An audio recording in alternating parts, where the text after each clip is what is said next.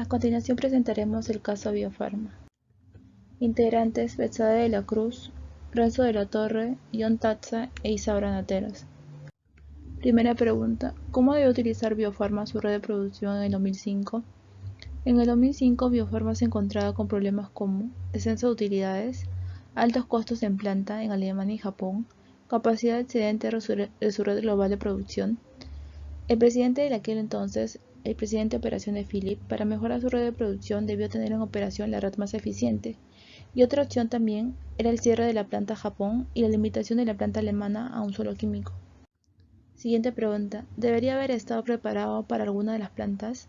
Sí, debió estar preparado para las plantas de Japón y la planta alemana, ya que, según el cuadro de producción y capacidad de planta, se puede apreciar que la planta de Japón y alemana poseen los costos de producción más altos a diferencia de las otras plantas, y esto afecta directamente a las utilidades de la empresa.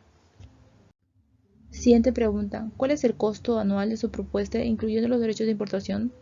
Tomando como referencia el cuadro de aranceles de importación, determinamos que el costo para cerrar la planta japonesa es de $1.313.000 estadounidenses.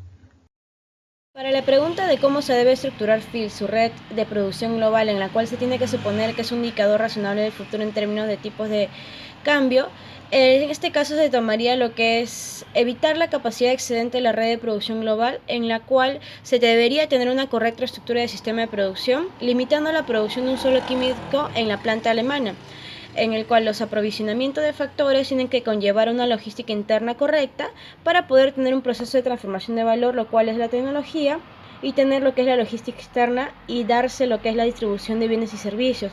Obviamente todo con un correcto control de calidad en el manejo para que pueda tener, en este caso PHIL, lo que es la reducción y la limitación del producto de un solo químico en la planta alemana.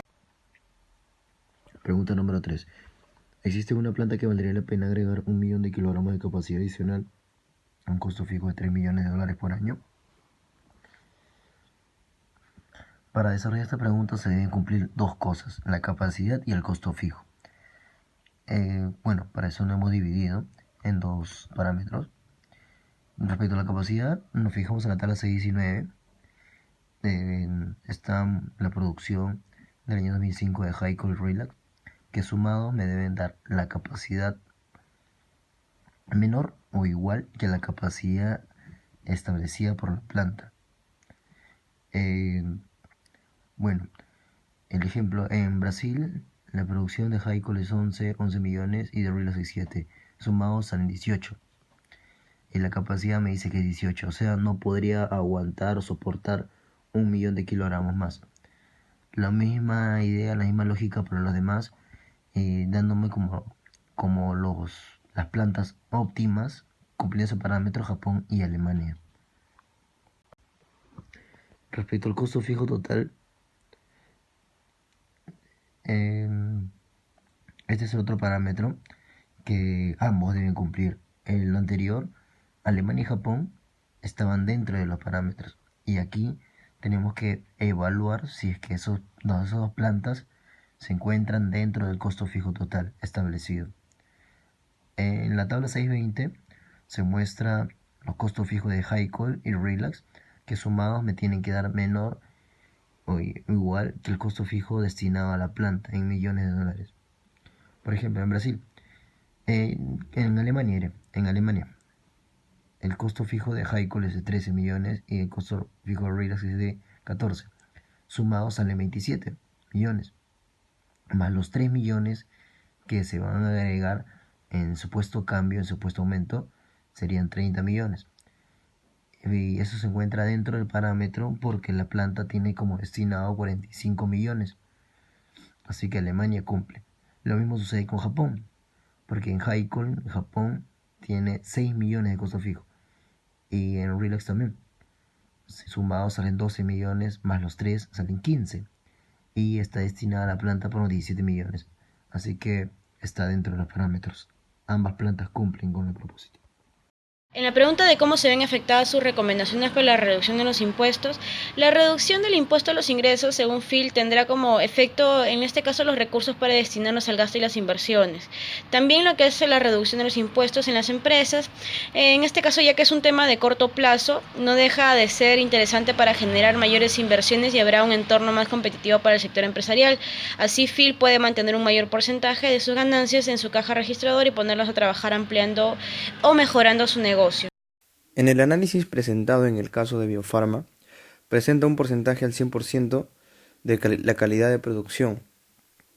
Bueno, si modificáramos esto fuera de otra manera, tendríamos que en el producto del Haeckel, Alemania y Japón poseen los costos de producción más altos a diferencia de las demás plantas.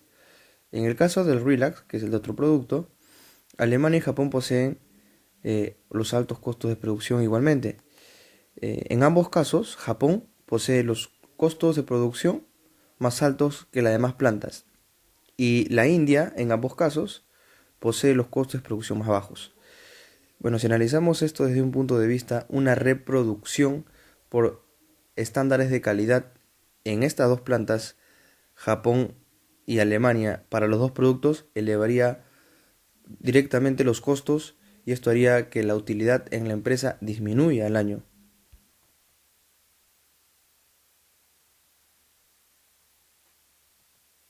Es importante tomar en cuenta también la red de producción.